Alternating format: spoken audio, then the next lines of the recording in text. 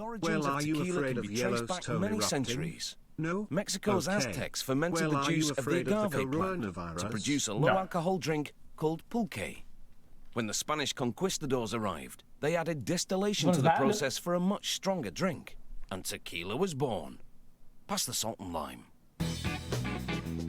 Tequila is to Mexico as champagne is to France. Tequila is only made in this part of the world, and Mexico has claimed exclusive rights to the word tequila.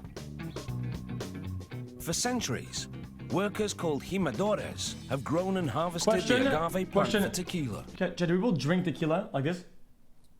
Oh, this is so good. Yum, yum. Does anybody actually do that unironically? Jesus Christ. It takes 7 years on average for a species called Weber blue agave to mature. Even today, it's harvested entirely by hand, using a razor-sharp hoe-like tool. The jimadores chop away the greenery until all that's left is a huge core called the pina. Filing the round blade frequently keeps it sharp, allowing them to remove most of the bitter-tasting leaves from the pina. The tequila distilled from this crop will be a premium grade, made from 100% agave juice. The jimadores routinely remove a small piece and measure the starch content of the crop. Only if it's deemed to be sufficient is the agave pina sent to the distillery. Workers wield special hatchets to carve the huge pinas into quarters to make them more manageable for baking.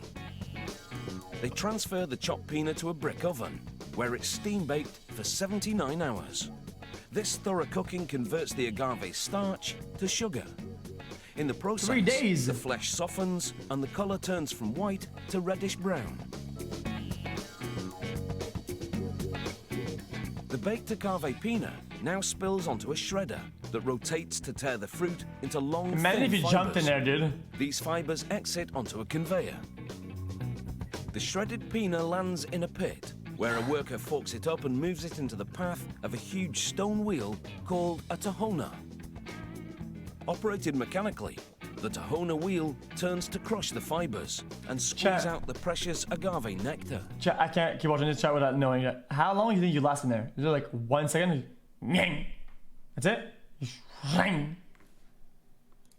It takes 2 hours of crushing to extract all the juices. They pipe the juicy mash into wooden tanks and add yeast. Jesus Christ. That's the yeast causes fermentation, a process where sugar is transformed into alcohol. After 72 hours of fermentation, the alcohol content reaches 5%. The fermented pulp and juices have an earthy, acidic bouquet, and the aroma fills the air. They transfer the fermented mash to small copper stills. Inside the stills, the alcohol is boiled off, and the vapor condensed into a more potent liquid. This is called distillation. After 2 distillation cycles, they have tequila. A technician measures the alcohol content, and it's 55%. After straining out the pulp, they transfer the tequila to steel tanks. They add purified well water to dilute the alcohol content and bring it down to 40%. The tequila is now ready to drink, so it's over to the bottling line. With the bottles upside down on a revolving carousel, they spray the inside with tequila for a quick rinse. The grippers flip them right side up so they can be filled. This automated system maintains a precise filling level. An employee corks the bottles and then sends them down the line. The next worker presses adhesive-backed transparent labels onto them. The see-through labels showcase the clarity of this fresh, premium tequila. Manually? For a drink with a little more complexity, they age the tequila in oak casks for 2 months or more, depending on the grade. During aging, the tequila takes on a woody flavor and turns a warm shade of amber.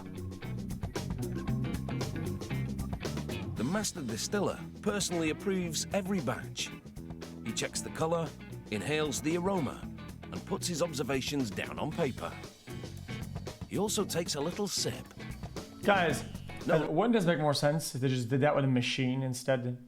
Why would you just, you know, go by the guy's vision, dude? Wouldn't a machine see the tint? Longer just a rough swig for banditos. Tequila has gone up market and is a key ingredient in many popular cocktails. The end result is still the same though. Cheers.